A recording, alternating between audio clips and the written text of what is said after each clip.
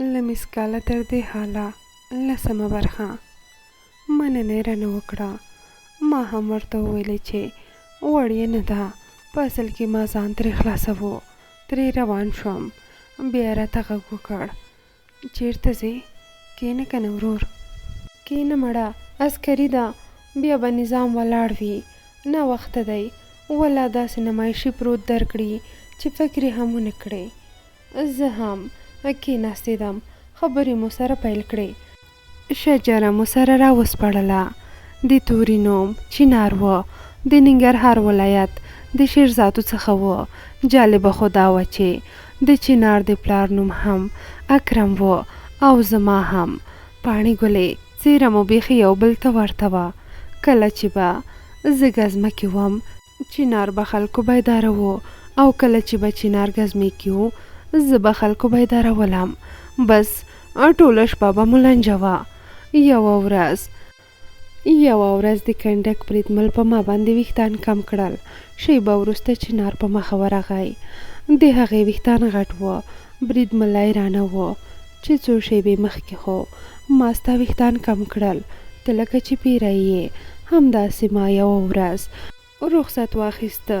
زه چې راووتم نو چنار قومنداني ته د رخصتي اخیستلو لپاره ورغی. هغې ترې ښه د بوسو خوسکی جوړ کړی و چې تا ته خو ما څو شیبې مخکې د رخصتي ټیکټ درکړ، ته په ما رخشن وهې. او تر ټولو جالبه دا وه چې چنار زموږ کور ته راغلی و. زه هم په کور کې وم. بابا مې چنار ته وایي، لیاقته زویه، میلمانه دې را روان دي، ته کور ته لاړ شه، چای هم راوړه او کټونه هم له ځانه سره راوړه. دلته مو سم ډېر وخندل. د چنار سره مې دوستي له دې ځای نه شروع شوه. چنار نو په پاکستان کې AB انګلیسي اجتماعات کړی و، یعنې د لیسانس دوره یې هلته پوره کړې وه. ډېر بااستعداده شخص و. خپله کیسه یې راته داسې وکړه. یوه جلۍ مې ډېره خوښه وه، کورنۍ راته ونه کړه. بس زه هم دندې ته ترې راغلم او رښتیا له پوځ نه وړاندې په ننګرهار کې د امریکایانو میدان کې مې د ژباړونکي په حیث دنده ترسره کوله. بس هلته مې زړه راتنګ شو او ترې دلته راغلم. 2 میاشتې شاوخوا دلته فرقه کې د رومانیانو په مرسته خپلو اتلانو عملي درس راکړ. رښتیا پاڼې زما او د چنار نظامي مسلک SPG 9 و. له هغې وروسته مو د شپې سیلاب قمنداني اردو ته حرکت وکړ.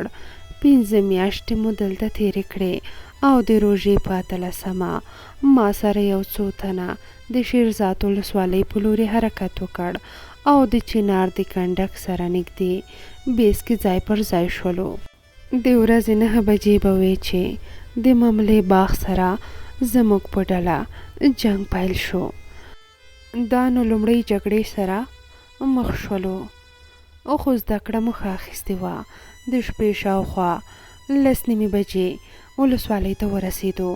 لا مو روژه په خوله وه. ډېر تلفات مو ورکړي وو. ډېره سخته ورځ را باندې تېره شوه. له خوړو او څښلو وروسته مو یو څو شیبې دمه وکړه. پاڼې په 2مه میاشت چنار له بیسه په تېښته بریالی شو او ما دندې ته دوام ورکړ. له ډېرو سختو او بدو ورځو سره مخ شوم. له 6 میاشتو ماموریته وروسته له شیرزاد بیس نه راغلم. له دې ځایه